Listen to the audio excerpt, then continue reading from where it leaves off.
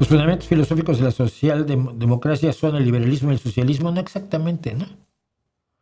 No tiene fundamentos filosóficos, no tiene filósofos, no parte de filósofos. El socialismo parte de gente a la que le llaman, es que es gente a la que le llaman filósofos. A cualquiera que piense cosas le llaman filósofo, aunque no sea, aunque no lo sea, aunque no haya estudiado filosofía. Pues es muy cómoda esa posición de la filosofía siempre, ¿eh? Oh, no, mira, a Beccaria fue el primero que se opuso a la pena de muerte. Ah, el filósofo Beccaria. No, creo que era médico Beccaria, ¿eh? No, pero también era filósofo. ¿Por qué? Porque decía cosas que eran guay. Entonces, le ponen el nombre de filósofo a cualquiera que no haya estudiado filosofía, que no tenga la carrera, la profesión de filosofía y que simple y sencillamente sus reflexiones les parezcan interesantes. ¿Y sabes por qué, a qué se debe esto? A que nadie puede definir filosofía. Nadie puede definir filosofía.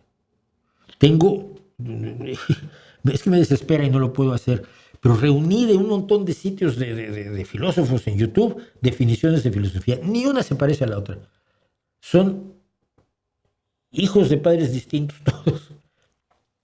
No hay una definición de la filosofía. Y curiosamente estoy leyendo de David Button precisamente La invención de la ciencia. Es un libro maravilloso.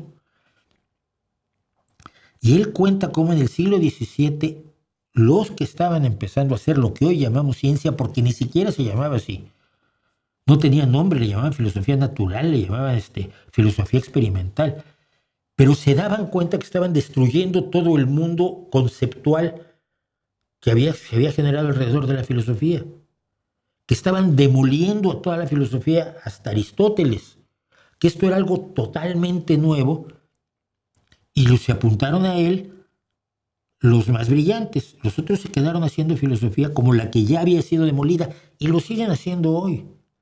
Pero es increíble leer el Tratado de Pintura de Leonardo da Vinci. Cuando Leonardo da Vinci te dice que no hay conocimiento si no procede de la experiencia. Obviamente no se refiere estrictamente a la ciencia, se refiere a todo conocimiento producto de la experiencia, incluido el aprender a pintar o a tocar el violín, o aprender derecho, que se aprende con la experiencia, aunque no sean ciencia.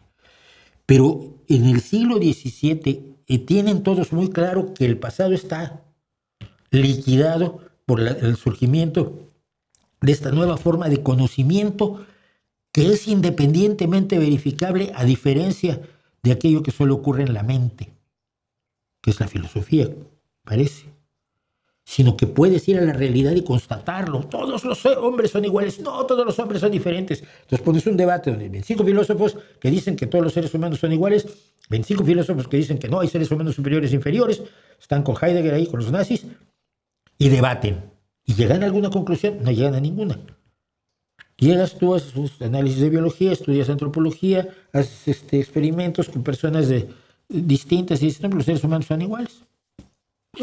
En lo esencial somos iguales. Genéticamente nuestra variabilidad es infinitamente pequeña.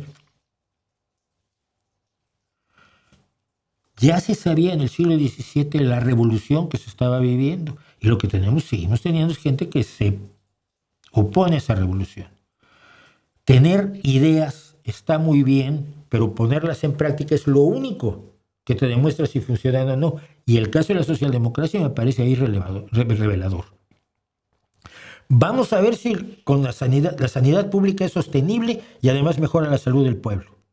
Ah, pues sí. Tener la idea de que la sanidad pública sería muy guay es una cosa, pero experimentarlo y tener la salud pública de Dinamarca, tener variantes distintas de salud pública, la salud pública británica, la española, con la que yo vivo encantado. Hombre, pues es buena idea la salud pública. Oye, la educación pública, para que todos tengan un mínimo de educación, pues está bien.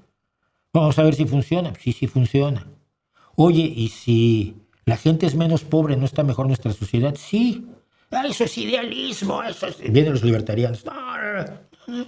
Mira, es que tú lo puedes ver. Hay menos delincuencia en los países donde hay menos pobreza, hay menos desesperación y más oportunidades para todos. Entonces, olvídate las bases filosóficas. A mí por eso cuando me preguntan sobre libros de socialdemocracia, yo digo es que no los hay como tales, no es como la producción bibliográfica absolutamente asfixiante del marxismo, no ha servido para nada, pero siguen publicándose docenas de libros de marxismo. No, no estamos por ahí.